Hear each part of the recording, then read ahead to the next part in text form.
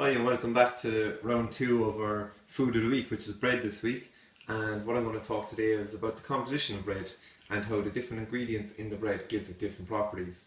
So I explained earlier on in the week the difference that white bread gives you in terms of sugar spikes and brown bread gives you in terms of an even rise in your blood sugar levels and how that affects your energy.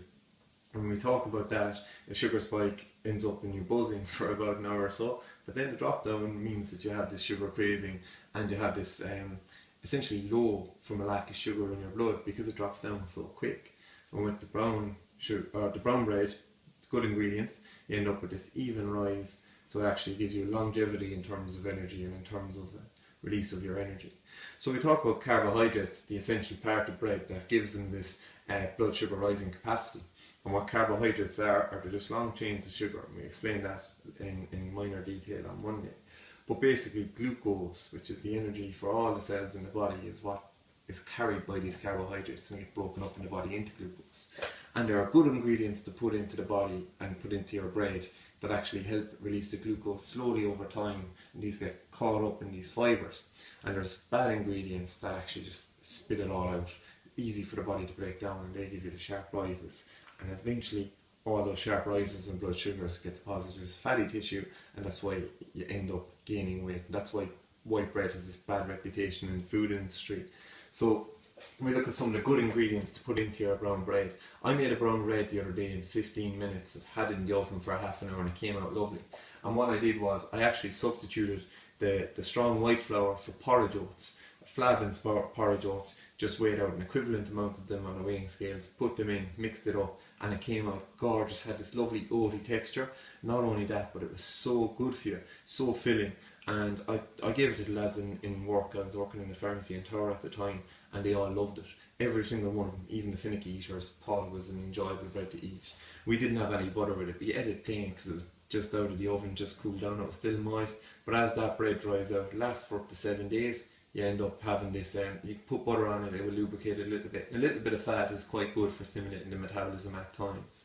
So porridge oats, an excellent ingredient to put into a bread mix. And whole grains then, your wholemeal flour and stuff like that, is good fibrous flour, full of complex carbohydrates, and when that cooks, it actually cooks to a grade that you end up with a good mesh of the fibre, complex carbohydrates, and when you're eating that then, as your body digests this, you get a good slow release of energy. As I said, it's good filling bread. So what it does is you have a couple of slices in the morning with your breakfast or a couple of slices at lunchtime, give you energy to sustain you throughout the day, as opposed to what we sometimes do with our white breads that are made out of plain white flour or strong flour, have a lot of sucrose or sugar in them. When they're baked, you end up, you know the story, you go for your roll, your white roll at 11 o'clock, and by the time half home comes around, this lunchtime, you're absolutely dying for some more food, and you end up getting a nice white loaf of bread. And then it's 6 o'clock, half 6 by the time you're having your dinner, and you're absolutely starving again, and you end up eating bigger portions and getting more into you, and you're taking on more food than you should. Whereas with a nice brown bread, you get a small volume packed full of goodness, and that'll do you throughout the day. And I found that having some porridge oats in the morning followed by a nice wholemeal bread at around 12 o'clock, 1 o'clock, and that actually carry you through to dinner time if you have to go that way with a hectic schedule. So we're talking about the ins and outs of bread and the complexity of it. How to make a good bread? It's actually a lot easier to make a good bread than a bad bread at home. And when you take into account that you can make a loaf of brown bread with 300 grams of wholemeal flour and 300 grams of porridge oats, or a mixture of porridge oats and strong flour, and just mix them together, the dry ingredients, with some bicarbonate of soda just to hold it all together, just a little teaspoon sifted into it, and as well just put in a tablespoon of salt just to give it some flavour. A tablespoon of salt seems like a lot, but when you divide it out through the whole loaf of bread, it's only a small bit of salt, and if you're taking in enough water, it won't have any adverse effects on your health.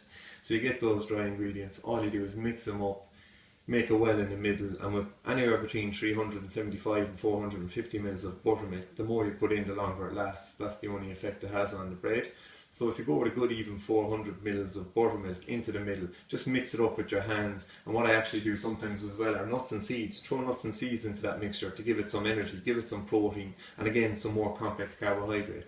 Mix that up for about 5 minutes, and after weighing out all the stuff, you're mixing for about 5 minutes, buttering your tray just to make sure that the bread doesn't stick. Bit of greaseproof paper in your bread tin, and in 10 minutes you made a lovely, absolutely gorgeous loaf of brown bread that you won't buy in any shop. Put that in the oven at high heat for about a half an hour. Have a little check at the end when you turn it out. Tap it that it makes that hollow sound.